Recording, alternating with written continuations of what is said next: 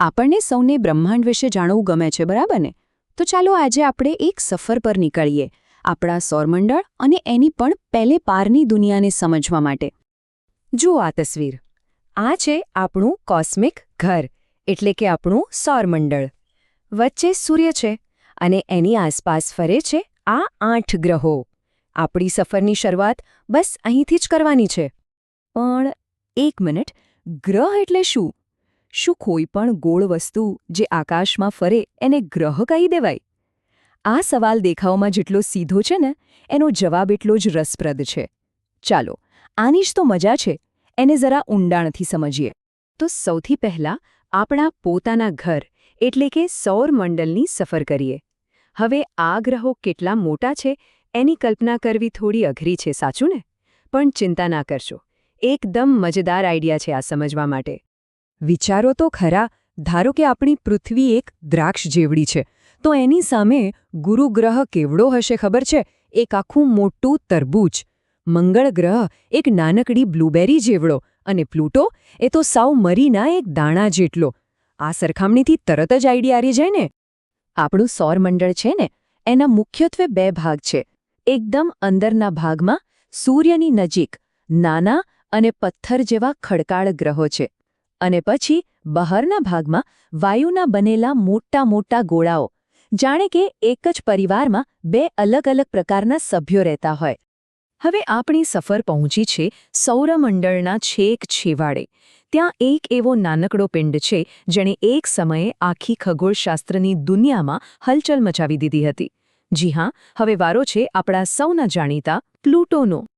આપણે બધા જ મોટાભાગે સ્કૂલમાં એવું જ ભણ્યા છીએ કે સૂર્યમંડળમાં 9 ગ્રહો છે. અને 9મો ગ્રહ એટલે પ્લુટો. સૌથી નાનો, સૌથી દૂરનો, બિચારો છેલ્લો ગ્રહ. પણ એક મજેદાર વાત કહું, પ્લુટોનું નામ કોઈ મોટા વૈજ્ઞાનિકે નથી રાખ્યું. ના, એનું નામ 1930માં એક 11 વર્ષની છોકરી વેનેશિયા બર્નીએ રાખ્યું હતું. છે ને કમાલની વાત? પણ પછી આવ્યું વર્ષ 2006 અને બધી ગણતરીઓ બદલાઈ ગઈ. દુનિયાભરના ખગોળશાસ્ત્રીઓએ ભેગા મળીને ગ્રહની વ્યાખ્યા નક્કી કરી. એમણે 3 શરતો મૂકી. 1, એ સૂર્યની આસપાસ ફરતો હોવો જોઈએ. ચાલો, એ તો બરાબર. 2, એ એટલો મોટો હોવો જોઈએ કે પોતાના જ ગુરુત્વાકર્ષણથી ગોળ બની જાય. અને 3, જે સૌથી અગત્યની શરત હતી, એણે પોતાની આસપાસનો રસ્તો એટલે કે ભ્રમણકક્ષા સાફ કરેલી હોવી જોઈએ. અને બસ આ ત્રીજા નિયમમાં જ પ્લુટો માર ખાઈ ગયો. એ પહેલી 2 શરતો તો પૂરી કરે છે, પણ ત્રીજી નહીં. એનો જે રસ્તો છે ને, એના પર બીજા પણ ઘણા નાના મોટા પથ્થરો ફરે છે. એણે પોતાની ગલી સાફ નથી કરી, મતલબ કે એ પોતાના વિસ્તારનો ભાઈ નથી. તો પછી પ્લુટોનું શું? એના માટે વૈજ્ઞાનિકોએ એક નવી કેટેગરી બનાવી, વામન ગ્રહ અથવા તો ડ્વોર્ફ પ્લેનેટ. આ એવા પિંડો છે જે લગભગ ગ્રહ જેવા જ છે, પણ પોતાની કક્ષાના માલિક નથી. તો આમ પ્લુટોને ગ્રહના લિસ્ટમાંથી કાઢીને એક નવા ક્લબમાં સભ્યપદ મળ્યું. તો હવે પ્લુટોનું નવું સરનામું કયું? એ છે કુઈપર બેલ્ટ. આ નેપ્ચ્યુન ગ્રહની પણ પહેલે પાર બરફના પહાડો અને પથ્થરોનો એક આખો વિશાળ પટ્ટો છે. અને પ્લુટો એનો સૌથી જાણીતો સભ્ય છે.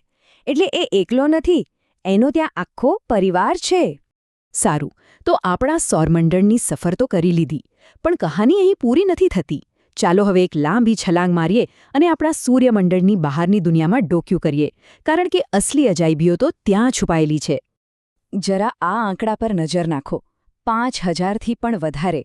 હા, આટલા બધા ગ્રહો આપણે આપણા સૌરમંડળની બહાર અત્યાર સુધીમાં શોધી કાઢ્યા છે. અને આ તો હજી ગણતરી ચાલુ જ છે.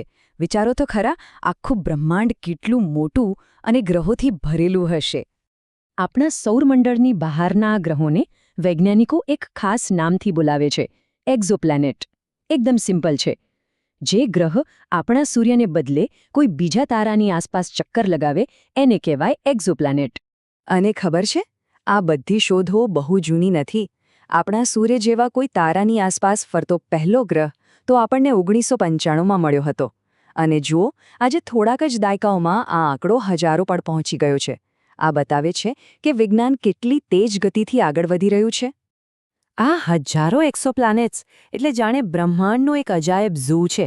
અહીં એટલા વિચિત્ર અને અલગ અલગ પ્રકારના ગ્રહો છે ને કે આપણી કલ્પના પણ ત્યાં ના પહોંચે. જેમ કે એક તરફ છે હોટ જ્યુપિટર્સ.